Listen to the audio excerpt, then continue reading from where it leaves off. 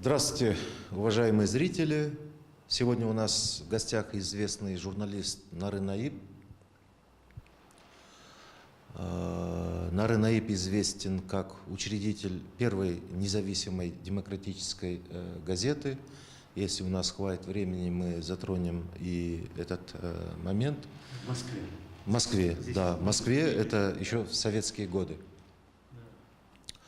Ну, давайте начнем наш разговор с общей темы. Это состояние свободы прессы в Кыргызстане.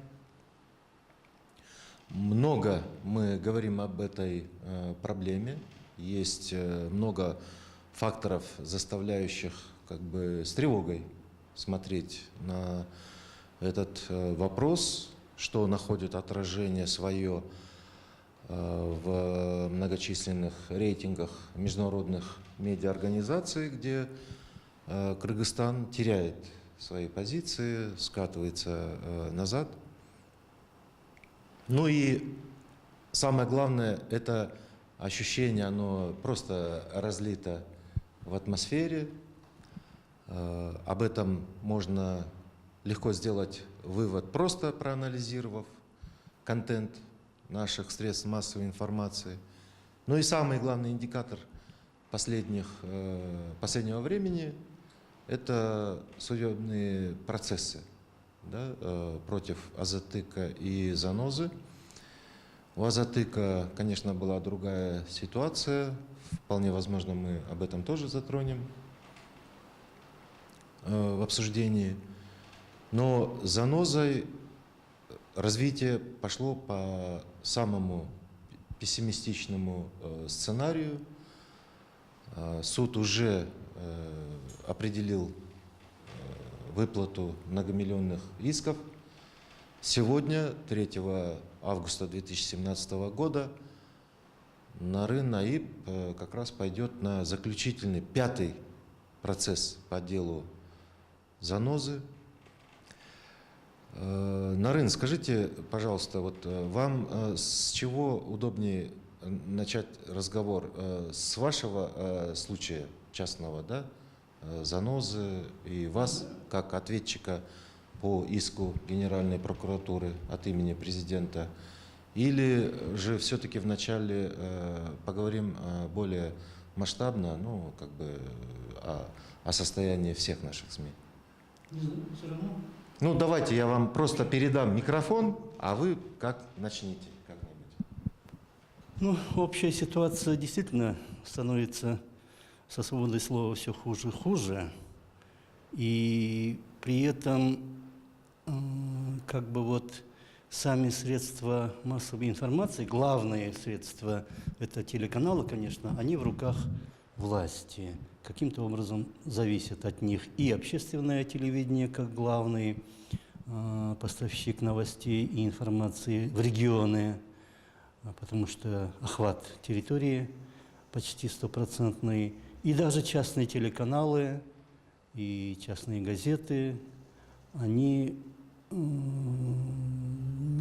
даже в уставе общественной телерадиокорпорации написано, что они не должны зависеть ни от кого, ни от каких партий, ни от власти, ни от каких-то других структур, но они однозначно зависят, и об этом даже иногда прямо говорится, потому что кто платит, тот якобы заказывает музыку. Но для чего тогда после революции 2010 года создавали на месте национальной телерадиокорпорации общественную и вводили наблюдательный совет?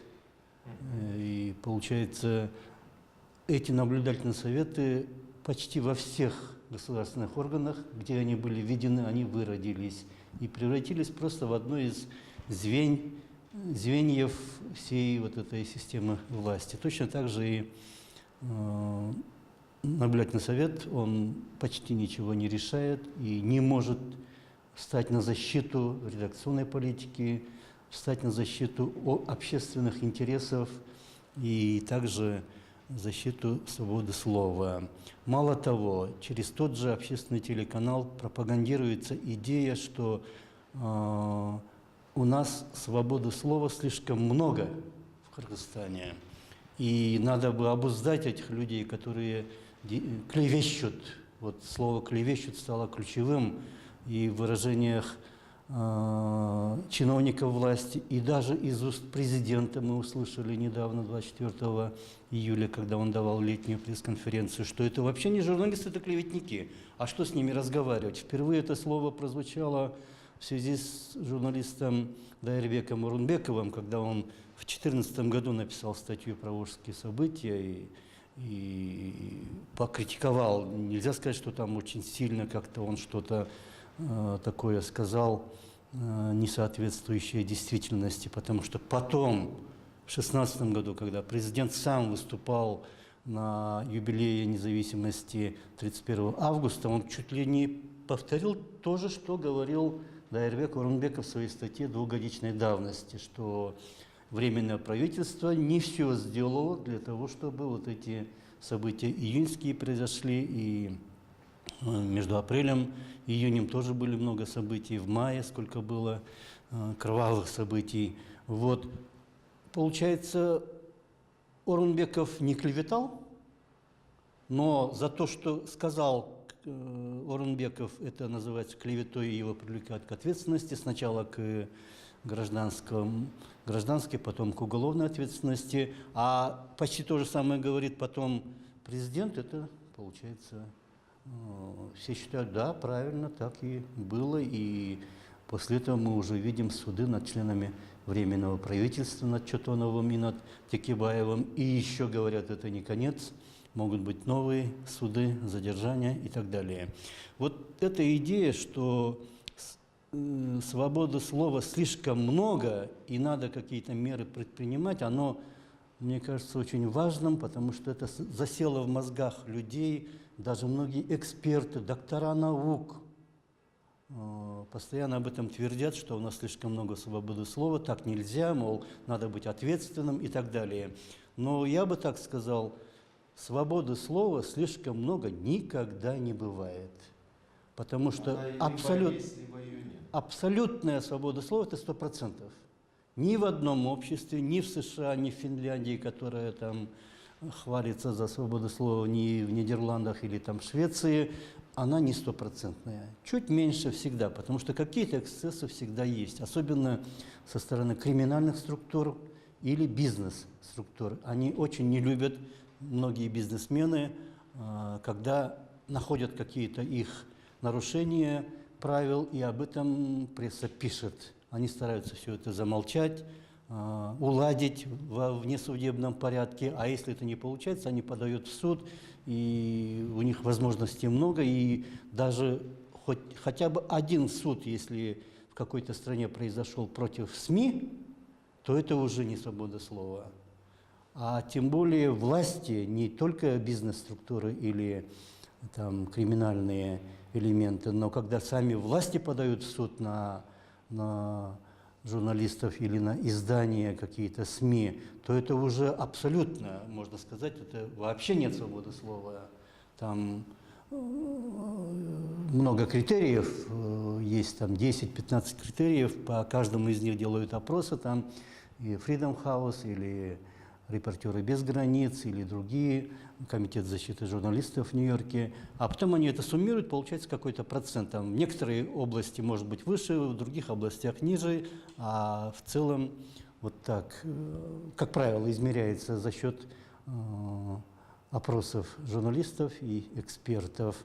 А само наличие судов, и когда в суд, как вот в случае с Занозой, подает генеральный прокурор, по устаревшему закону 2003 года, там действительно в этом законе о гарантиях деятельности президента, который был принят в 2003 году, там действительно написано, что генеральный прокурор обязан подавать в суд, защищать честь и достоинство президента, если его там как-то неправомерно кто-то клевещет. Да? Но что такое клевета? Это если человек знает, что это не так, он знает, что вот это не бутылка, а говорит, что это бутылка. Или наоборот, он знает, что это бутылка, а называет ее чем-то другим. Вот это можно клеветать. назвать клеветой. Второй элемент – это когда он намеренно это делает, чтобы нанести ущерб репутации того, о ком он говорит. Но доказать это очень сложно. Просто сказать «это клевета» и на этом основании судить журналистов или издания, это ни в какие уже рамки правовые не вмещается, а власти именно этим занимаются. Они сначала через свои подконтрольные средства массовой информации распространяют идею, что это клевета. Это, с одной стороны, сигнал судьям, которые потом будут рассматривать это дело, а с другой стороны, это распространение вот этой мысли в обществе, чтобы потом, когда будут приняты решения против этих журналистов, чтобы никто не возмущался. Значит, это клевета. Мы уже слышали, мы уже знаем, они клевещут. Вот. И под эту мысль они подводят любую критику. Если вы напишете, что промышленность не растет, или там где-то происходит коррупция, или там где-то власти не доглядели, не выполнили своих должностных обязанностей, они приводят какие-то справки бюрократические, что вот мы на столько-то процентов выполнили, мы то сделали, это сделали, значит, у нас все хорошо, а он говорит плохо. А это они называют клеветой. И судьи спокойно такие доводы воспринимают и начинают выносить решения. Я вспоминаю замечательный момент, забыл фамилию тогдашнего пресс-секретаря Белого дома, это уже при новой администрации Дональда Трампа, который в споре с журналистами произнес фразу «альтернативные факты». Как мы видим, такие альтернативные факты действительно есть и у нашего правительства. Нарын, такой вопрос. Когда мы спорим о свободе слова, лично я и как журналист, и как медиаэксперт, и просто как читатель, открывая многие наши газеты, сайты, вижу просто море разливанной различной информации, в том числе и фейк-ньюс, в том числе и настоящая клевета, слухи, инсинуации различные. Вот объясните мне, а почему в таком случае праведный меч правосудия обрушился на занозу, которая многими признается как пример успешной журналистики. Нужно еще подчеркнуть, что это фактически медиа-стартап, потому что вся эта команда начала новую жизнь, новый путь после проигрыша суда по вечернему Бишкеку. Это и в коммерческом плане успешная СМИ, которая обеспечивает, кормит саму себя благодаря рекламодателям, и другим формам монетизации. Бизнес-деятельность. Да, то, что да. редактор Да. Дина Маслова смогла это Вот всё в чем тут организовать. парадокс или в чем пристрастное отношение, в данном случае президента получается, поскольку сейчас на нем сфокусировался весь этот негатив против СМИ, вы явились уже таким примером анти-СМИ, с точки зрения логики президента, и на последней пресс-конференции он также подчеркнул, что не готов проявлять великодушие, отзывать иски или прощать Он все эти слово «готов» суммы. произносил. Он, по-моему, просто сказал «не буду» и все. Смысл такой, что он не собирается отыгрывать ситуацию назад, и даже сказал, что это должно быть уроком и для других журналистов. Но как быть с тем, с чего я начал свой вопрос? Очень много фактов, когда действительно СМИ можно засуживать, смело и с чистой душой. И, по-моему, такие есть вопиющие случаи, что даже мы, медиаэксперты, в случае как бы судебных решений против таких СМИ мало что смогли бы сказать, да, потому что есть правила, есть правила как бы цивилизованного использования вот этого великого права свободы слова, да, и не секрет, многие коллеги этим злоупотребляют. Ну, почему, возвращаясь вот к вопросу, почему все это сконцентрировалось исключительно на занозе? Потому что, как мы уже упоминали, были аналогичные иски и против Азатыка, да, но с ним ситуация благополучно разрешилась. Ну, прежде чем к случаям судебным иском против заноза перейти, я бы вот, вы отметили, что много всего, море разливанное, да, в прессе и в других средствах массовой информации. Там это, я считаю, это не относится к свободе слова, что там они поливают друг друга грязью, там есть СМИ подконтрольны одному политику, есть другому, они заказную пишут журналистику. Это вопрос профессионализма, но не свободы слова. Свобода слова относится чисто как политическая категория только к власти. Насколько власти позволяют эту свободу в своей стране. И насколько они позволяют журналистам и средствам массовой информации критиковать себя, власти. Значит, только вот это свобода слова. Как власть защищает свободу слова? Это ее обязанность, кстати. Она должна защищать, если она хочет, чтобы общество развивалось. Если будет свобода, и никто не будет засуживать кого-то за сказанные слова, то общество будет развиваться, потому что они должны, власти, требовать от своих властных структур, своих правительственных структур, других организаций, что если высказана критика, и эти факты подтверждаются, то принимали меры, чтобы к исправлению. А они просто закрывают эти факты, говорят, что это клевета, между собой что-то решают или там даже ничего не решают, пусть это продолжает так и быть таковым, да? Коррупция продолжается, там расходование средств в каком-то министерстве продолжается, чтобы об этом не писали журналисты. Они продолжают это делать, как вот кот Васька слушает доест, или говорят, караван, собака лает, караван идет, да?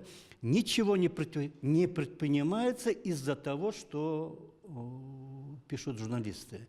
И вот это хаос вот этот созданный, он на руку властям, потому что среди критики может быть действительно обоснованная критика, а может быть вот это чисто их между собойчики разбор, да, между некоторыми политиками или структурами, которые имеют свои собственные СМИ. Они им заказывают или даже могут любого журналиста взять, оплатить, и он напишет критику и обольет грязью кого-то.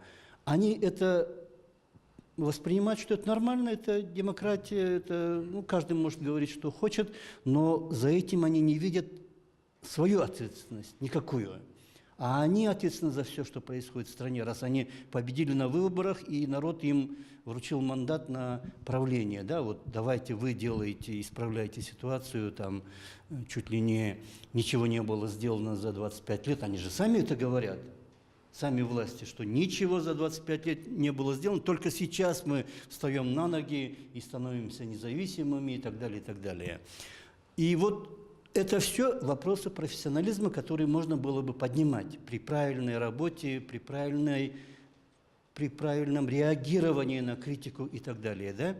Но это не относится, не особенно относится к свободе слова. Свобода слова – это чисто отношение власти к критике. Только вот это надо считать свободой слова. Если они за критику судят или там другим каким-то образом пытаются наказать или там очернить даже, выпустить там другие материалы через свои подконтрольные СМИ и якобы свести на нет всю эту критику, это уже говорит о том, что они не терпят критики и, значит, не позволяют свободу слова.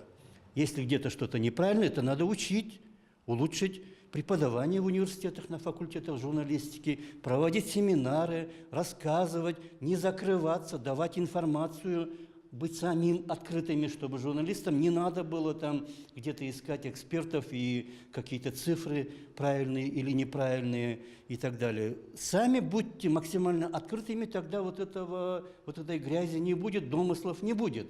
Но они же закрывают информацию, не дают сами свою информацию, а потом обвиняют тех, кто нашел через другие пути какую-то информацию, в том, что они клевещут или дают недостоверную информацию. Говорят, надо проверять всякую информацию. Ну, правильно, проверять. Любой нормальный журналист, который что-то пишет, он должен проверять.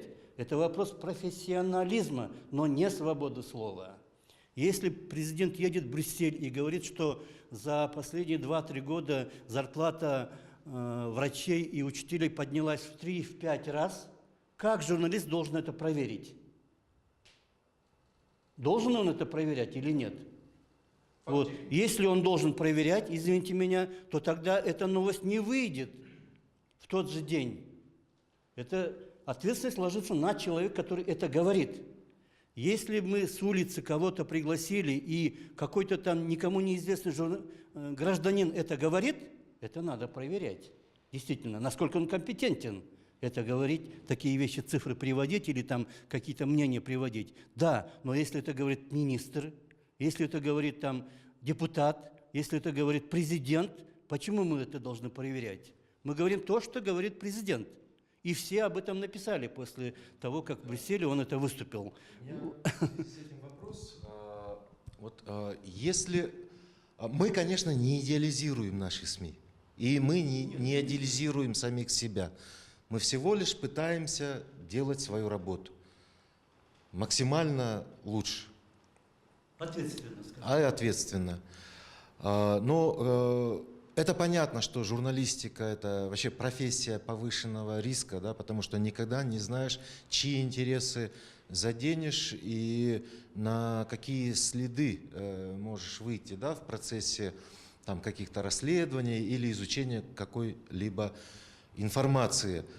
Ошибки случаются у всех. Вот в этом смысле для меня один из ярких примеров это «Вашингтон-Пост». Газета, которая стала легендарной после Уотергейского расследования, она где-то вот во время, я уже точно не помню, то ли Первой иракской, то ли Второй иракской войны, делая репортаж о сексуальном насилии американских солдат над иракскими заключенными, проиллюстрировала этот материал снимком с какого-то порнографического сайта. Ну, тут понятно, где там играли порноактеры. Так что вот всякое случается. И вот это, скажем так, право на добросовестную ошибку, которая влечет за собой какое-то цивилизованное разрешение конфликта, да, между чиновником и редакцией. Вот где та самая культура? Мы часто приводим в пример лидеров и вип-чиновников, вип-политиков разных стран. Всегда говорим, что там это практически нонсенс, да, когда они судятся со СМИ. Хотя, тоже бывает. Но не власти, судятся другие люди. Да, да. Жена судится Трампа, например, или там бизнес-структуры судятся, или там другие какие-то. Но да. Первое лицо государства никогда не судится. Как нам культивировать эти традиции, эту культуру у себя? Вроде бы у нас есть и комиссия по рассмотрению жалоб на СМИ, которая как раз-таки создана для досудебного разрешения конфликтов, споров читательской, вообще граждан, да, когда у них возникают какие-то ситуации спорные со СМИ. Сюда же, конечно, я отношу и проблему вообще сопровождения исков финансовой стороной, как в вашем случае, да, потому что финансовая часть иска, она просто для Кыргызстана, она астрономическая. Вот какие ваши взгляды, ну теперь уже, к сожалению, с вашим горьким опытом, потому что вы уже как бы присуждены, да, судом к выплате, на вас куча всяких вот решений, включая запрет выезда на границу, включая арест вашей квартиры, где вы прописаны. Вот вы упомянули досудебное регулирование, да? У нас и вопросы, вот как это все регулировать со СМИ.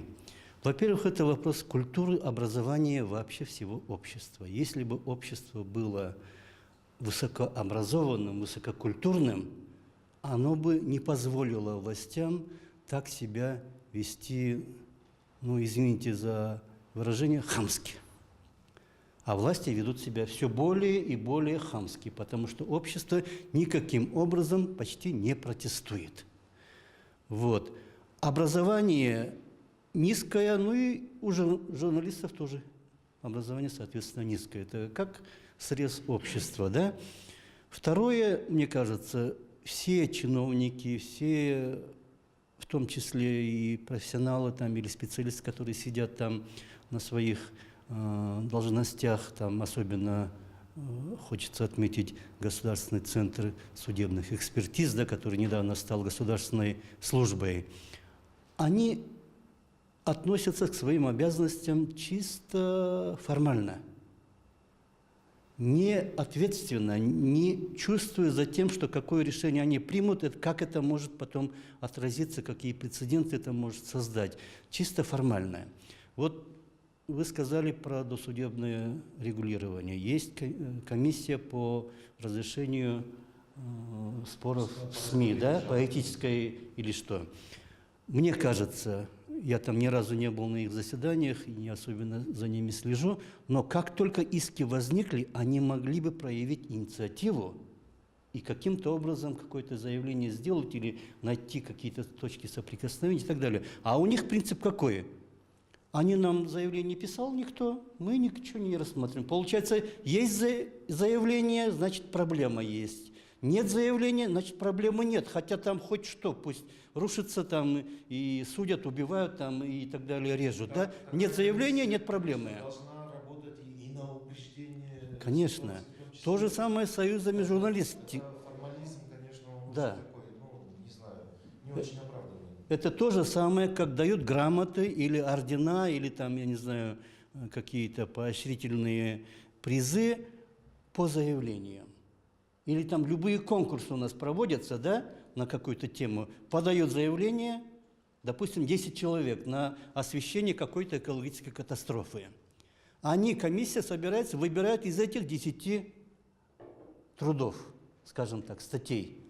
Но может быть где-то опубликована другая статья, гораздо более лучшая, в 10 раз лучше и обширнее, и с анализом и так далее. Но автора нет времени заниматься этой бюрократией, подавать вообще заявление на этот конкурс. Он занимается своим делом, следующую проблему начал он расследовать, но он не подал заявление, и он не становится лучшим.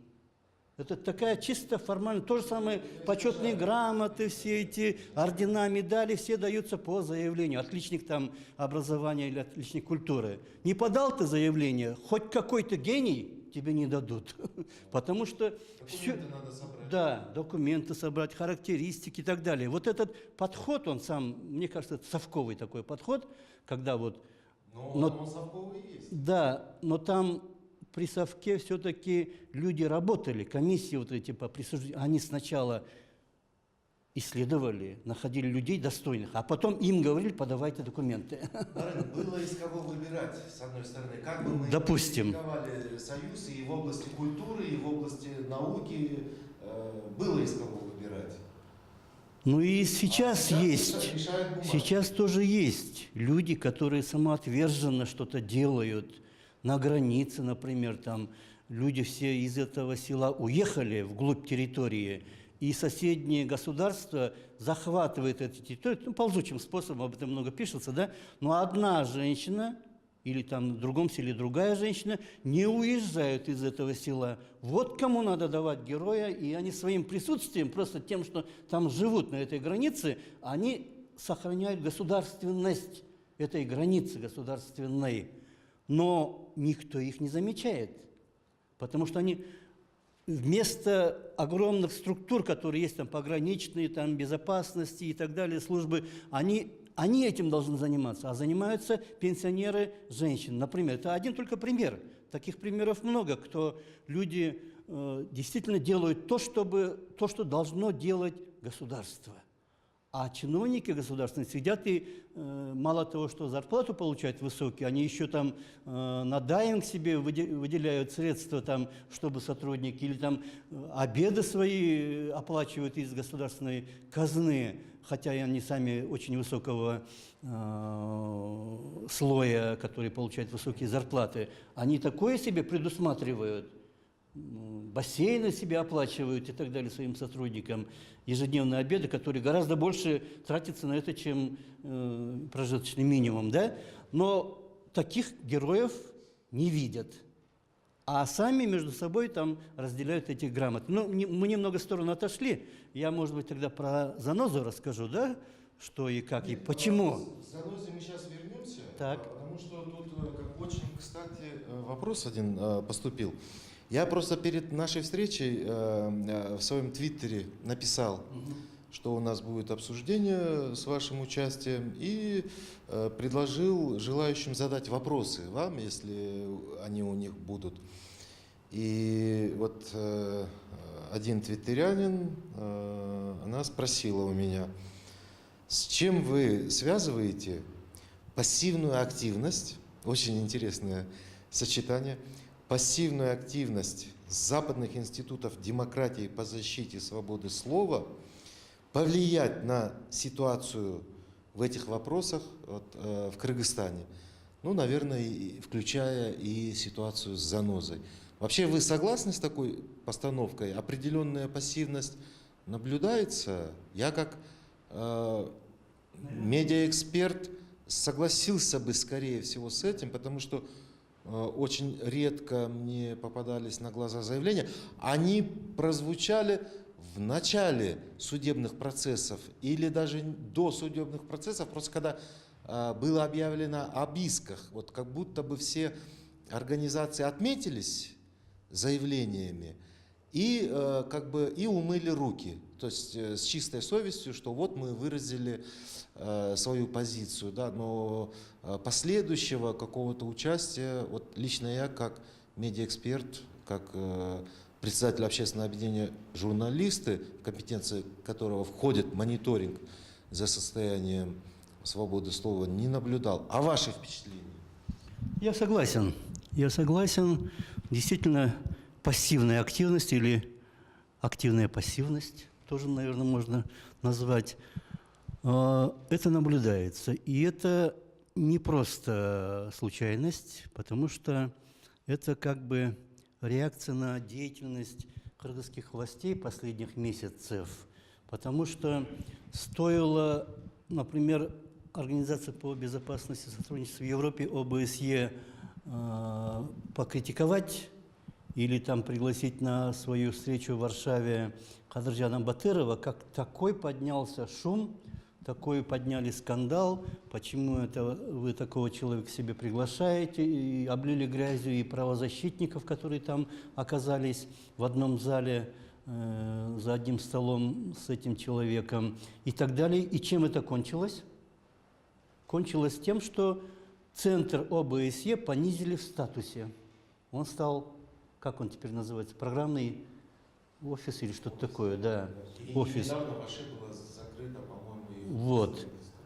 Другие моменты, такие много примеров можно привести, потому что западная демократия, особенно европейская, она работает на принципе консенсуса. На общем собрании министр Кыргызстана на большом там годовом собрании, допустим, ОБСЕ поедет, и если он начнет говорить что-то против, то решение не будет принято. Гораздо более важные вопросы, по гораздо более важным вопросам, да, решения. И чтобы этот консенсус сохранять и не исключать Кыргызстан из этого, как бы сказать, приоритетного списка демократических стран, что ли, да? Они боятся того, что если начать сильно критиковать, то Кыргызстан вообще начнет там вести себя как соседние, допустим, Узбекистан или Туркменистан, и он перестанет быть, даже потерять ту демократическую свои проценты, которые сейчас имеются, а они там заявления чисто риторические часто о том, что мы привержены демократии, там парламентаризму и так далее. Вот это, наверное, вторая причина, что они боятся потерять то, что есть. Особенно если учесть связи Кыргызстана с Россией, где тоже подобные же процессы происходят, и многое в Кыргызстане происходит по аналогии с тем, что в России. Это, наверное, еще третья причина, что совсем может отбиться Кыргызстан от рук и стать уже вот страной, которая делает только то, что ей говорят, например, из одной страны, а всех других она не слушает и считает, что это вмешательство во внутренние дела. Вот, если где-то что-то кто-то скажет, а вот то, что по российским законам, по российской модели мы развиваемся, это наоборот считается, что это очень хорошо, и это не вмешательство в кыргызские внутренние дела. Если там Всемирный банк или там Азиатский банк развития выделяют Кыргызстану где-нибудь там 10-15 миллионов долларов на какие-то программы, это обсуждается в правительстве, в комитете, потом на сессии Джогорку Генеша в комитетах сначала, и надо ли нам это получать, куда будет потрачено и так далее, как это будет делаться, это механизмы получения этой помощи. А из России без никакого обсуждения каждый квартал Кыргызстан получает уже последние несколько лет по 25-30 миллионов долларов на поддержку бюджета. То есть мы уже почти не отличаемся по этому статусу от Воронежской области или Мурманской области, которые тоже получают такую же помощь, наверное. А почему мы это не обсуждаем? Мы нигде об этом власти не говорят. Просто мы иногда случайно узнаем, что вот еще выделила Россия 20 миллионов или 25 миллионов, потом выделила и так далее. Однажды Григорий Михайлов написал в своей статье, что это регулярно делается, ежеквартально вот эти суммы выделяются. А попробуйте вы сказать, что мы превращаемся в марионетку или там зависимую страну от внешнего источника, от северного соседа, например, и именно по одной из этих статей, что вот почему один из 5 исков, поданных по нашим статьям в ЗАНОЗе, вот лично против меня был поданный иск, это то, что я привел примеры, как в мире некоторые государства оказывались марионеточными. Например, Голландия при Наполеоне была марионеткой Франции, Чехия перед Второй мировой войной стала марионеткой Германии, фашистской Германии. Корея в средние века была марионеткой Китая. Или там африканские страны, в Южноафриканской республике были созданы бантустаны. Банту – это общее название 4 племен там в Южной Африке. У них были даже свои гербы, свои гимны, свой флаг и так далее, назывались независимыми. Квазигосударство. Да, а на самом деле это просто было ничем не подкрепленные вот эти звания и названия и так далее. И получалось, что вот и в конце приводится пример, что в Кыргызстане тоже мало кто занимается независимостью, укреплением независимости, государственности, и мы превращаемся в марионеточное государство. Вот был вывод. Там ни разу не упоминалось имя президента. Ни разу. Но они подали иск, обвинив меня и ЗАНОЗу в том, что мы оскорбили честь и достоинство президента, конкретного человека, хотя это конкретно об одном человеке не была статья.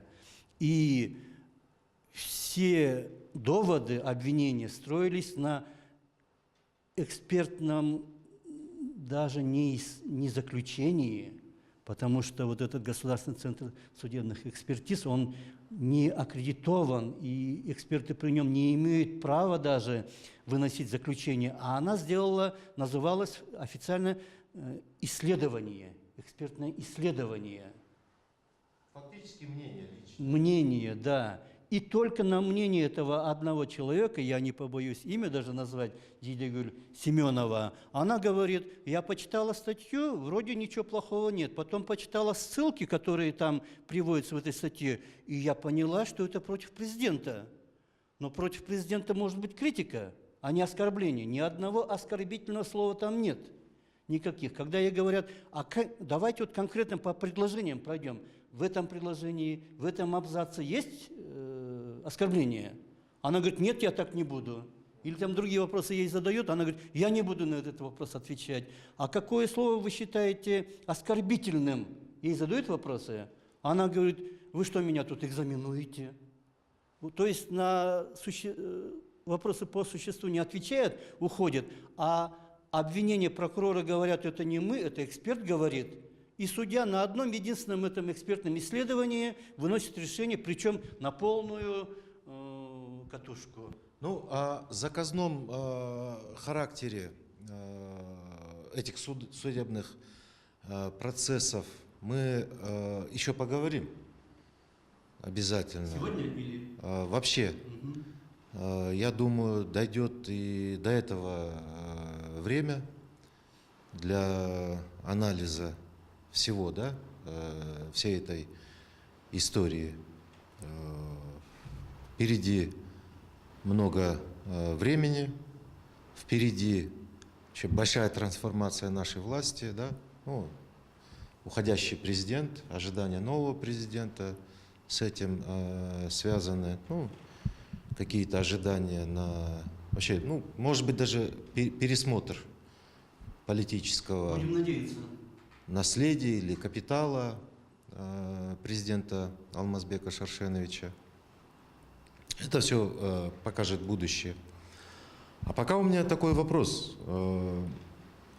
Мы знаем, что журналистика, она как очень часто идет рука об руку с властью, да, с политикой. Многие журналисты вхожи во властные кабинеты. Тем более Кыргызстан небольшая страна, тут все очень переплетено, все друг друга знают. Многие в хороших отношениях находятся. Нарын, вот меня всегда интересовал вопрос. Вы использовали ли какие-то кулуарные формы разрешения споров? Там, выходили ли напрямую, если даже не к президенту, там, на его окружение? Пытались ли вы как-то там договориться? Ну, я это как бы не с готовым осуждением говорю, да? Для меня, в принципе, где-то это тоже нормальные способы разрешения конфликтов.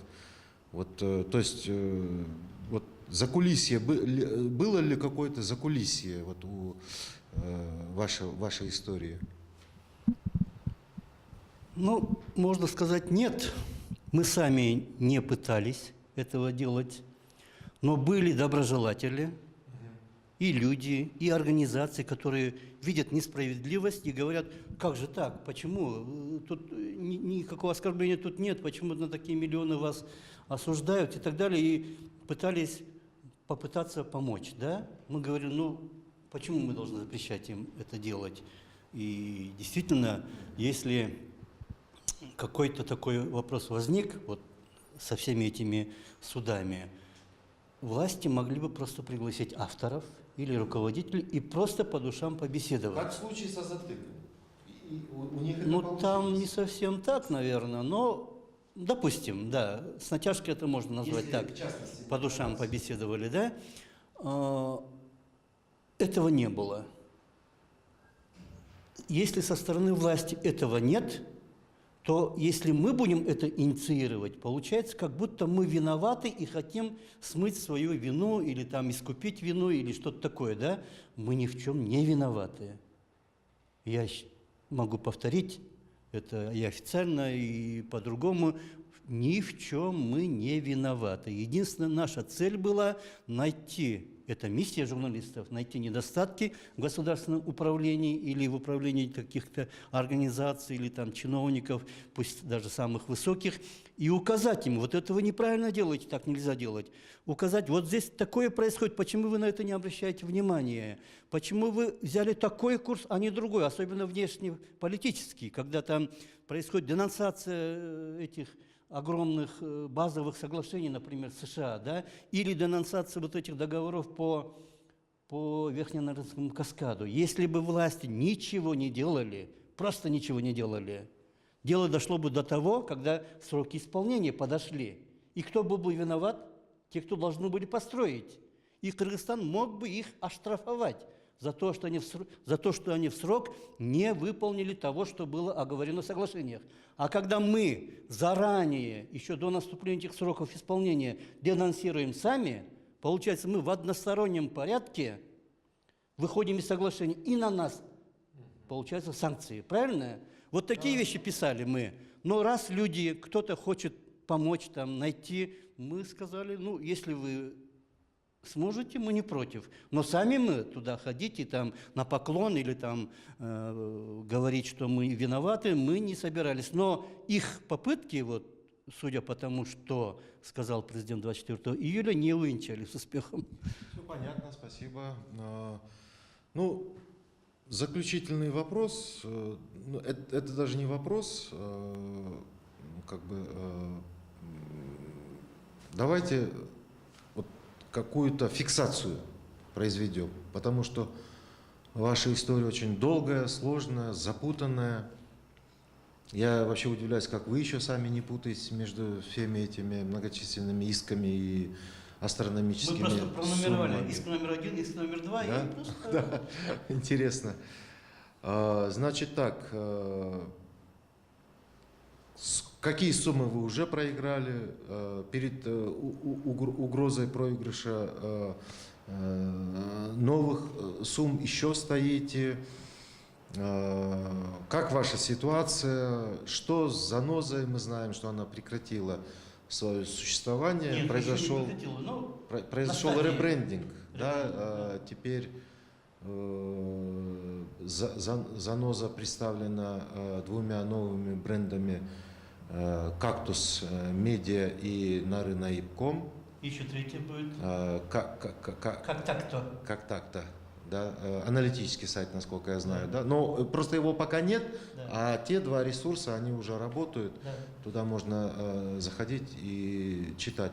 Итак, вот фиксация вот этой текущей ситуации, да, к чему сегодня подошли и как выглядит ваша история? Надо еще упомянуть, иск есть против 24 КИДЖ и общественного деятеля Риты Карасартовой, да? Это уже от имени партии СДПК, там на 1 миллион сомов, 1 миллион они требуют от Карасартовой и 1 миллион от агентства. Если про занозу говорить, то мы уже проиграли 24 миллиона сомов. Еще один иск будет рассматриваться, ну, конечно, они тоже, я думаю, доведут до выполнения поставленной сверху задачи, да. И еще 3 миллиона это будет 27 миллионов. Возможно, есть, будет. ну, да. А с учетом того, что еще есть иск против... По товарному знаку. Нет.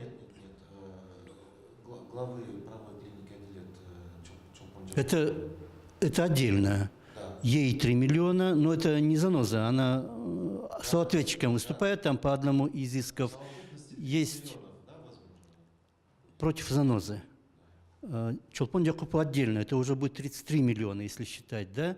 Потом есть 10 миллионов от адвокатов Текибаева, да? Талайгуль Токтакунова и Канат Азиз. 10 миллионов против них, это получается уже 43 миллиона. И было еще 20 миллионов против Азатыха, которые они простили. 2 миллиона против 24 КИДЖ, Да. итого 45. Да. 45. Если те 20 добавить, которые изначально были против Азатыка, то уже 65 получается. Из этих 24 миллионов у нас по 4 искам посмотрели они, вот, и нигде ни один судья не смог снизить эту сумму иска.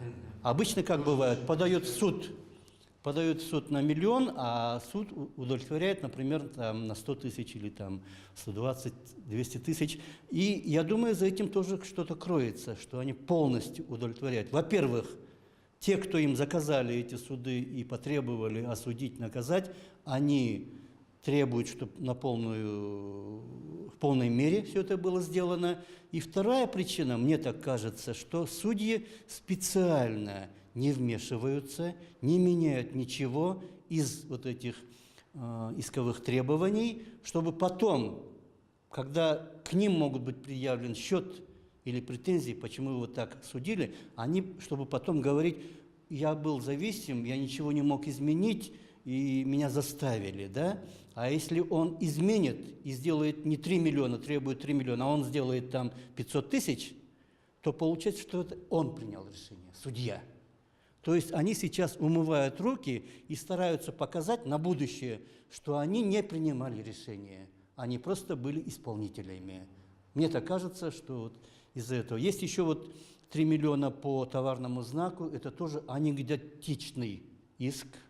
Заноза появилась в сентябре 2015 года. В январе 2016 года, через полгода, когда люди узнали, что, вот как вы назвали, стартап, да, успешный, и действительно количество читателей стремительно росло, Рябушкин, который рейдерским путем, ну, не он лично, а вот, скажем так, власть, да, рейдерским путем, через него, через его заявление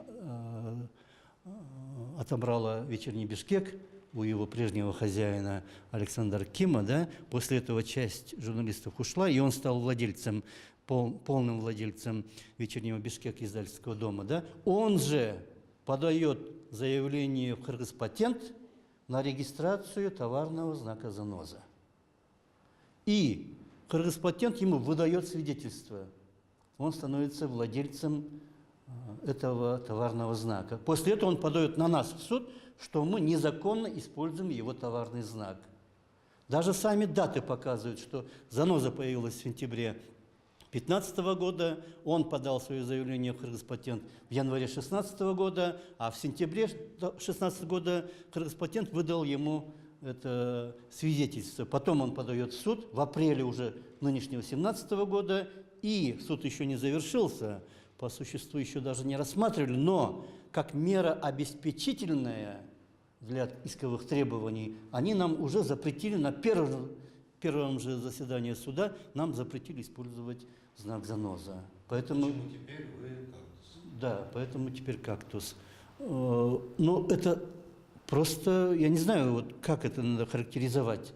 Людей, которые такими методами пользуются, или структуры, которые используют таких людей, чтобы добиться своих целей. И вообще государство, которое смотрит это, все-таки Кыргызпатент – это не просто какое-то государственное агентство, и они это делают, а потом еще и предъявляют нам иски, почему вы не запатентовали. Ну, не запатентовали, и что? Это что, отменяет то, что «Заноза» была раньше? Они же, там у них в своих правилах имеется, что если кто-то подает заявление на патентование какого-то названия, а это название уже существует, то они должны сообщить тем хозяям, которые не запатентовали, чтобы они решили в досудебном порядке. Этого же не было сделано. То есть они свои функции тоже не выполняют. Точно так же, как генеральный прокурор не выполняет своих функций. По этому закону 2003 года, до того, как подать иск, она должна была принять меры досудебного регулирования. И когда эти меры не приводят к результату, тогда только подавать иск. И генпрокурор, получается, не выполняет своих функций, и Кыргызпатент не выполняет функции, только потому, что их кто-то сверху попросил. Ну, вот такая у нас фиксация ситуации получилась. Конечно, кыргызстанское журналистика, вообще вся медиасфера, мир СМИ, он намного больше, намного широк, разнообразнее, но, несмотря на это, именно случай с занозой у всех на устах, у всех на слуху. Эта история, она уже дает много пищи для размышлений, для выводов, а самое главное, для какой-то активной работы на будущее, потому что через это мы вообще должны переосмыслить роль и место СМИ в нашем обществе, ее миссию. А миссия у СМИ всегда должна оставаться одной. Она имеет право на критику, она имеет право на расследование. Не всегда они могут заканчиваться успешно, не всегда журналисты могут быть правы в поиске той самой истины. Но запрещать им это делать, запрещать с помощью многомиллионных исков, с помощью выкручивания рук, используя суды, в данном случае можно сказать даже подконтрольные, раз вообще вот реальность вся складывается именно таким образом, грубо нарушать даже вот этот последний случай с патентным законодательством недопустимо, и пока все это продолжается, мы будем считать, что состояние свободы слова в Кыргызстане именно вот на уровне красного уровня опасности. Я не знаю, наверное, красный. Да, может есть, быть, ниже, чем красный. есть разные способы вот этого индикатора. Многие знают, да, что все началось с французской системы, Вижепират она называется. Но там, кстати, красная, она наоборот предпоследняя, потому что самая большая ступень опасности по их классификации это пурпурная, ну, на русском языке алая. Но все-таки в международной практике именно красный цвет признан как бы самым максимальным индикатором опасности. Это действительно есть, тем более это умножается на многочисленные проблемы, которые переживает наша журналистика. Это ее экономическая зависимость, это ее как бы слабость, отсутствие такого цивилизованного рекламного рынка, это слабость профессиональной подготовки, когда вообще просто сама профессия размывается непрофессиональными кадрами, независимо от возраста, кстати говоря. Иногда бывает и молодые журналисты намного профессиональнее и лучше владеют как бы и навыками, и самое главное стандартами журналистики, чем люди более старшего поколения. Это большая аффилированность СМИ с бизнесменами, с политиками, с государственными служащими, что важнее всего. Это вообще система, вообще как бы уровень моральной атмосферы в журналистской среде, где нельзя скрывать. Есть, конечно, очень такая большая доля лицемерия, двойных стандартов, апатии своеобразной. Но это уже наши внутренние проблемы. Журналистское сообщество должно самостоятельно решать все это с помощью инструментов какой-то саморегуляции, самооздоровления. Мы должны и в этом направлении работать, и мы, конечно, должны более активно работать с правительством, с властями для того, чтобы договариваться о цивилизованных правилах игры, чтобы больше не повторялось подобного, потому что отсутствие свободных независимых СМИ – это, конечно, прямая дорога к автократии, это, конечно, прямая дорога к построению несвободного общества, чего мы тут все не хотим. Вот, поэтому продолжайте обращать внимание на этот вопрос, дорогие зрители. побольше пытайтесь овладевать основами знаний медиаграмотности, будьте активными, ответственными потребителями информации и тоже со своей стороны помогайте нам, журналистам, СМИ. У вас есть очень мощный инструмент, это, скажем так, ваши ресурсы, да, это ресурсы вашего внимания, вашего интереса, это ресурсы вашего финансового вовлечения, помощи, когда вы кликаете те или определенные сайты, когда вы покупаете те или другие газеты или включаете телевизор, смотрите определенные каналы, это тоже ваш вклад в развитие СМИ. Поэтому всем нам удачи в этом направлении. Спасибо, до свидания. Спасибо.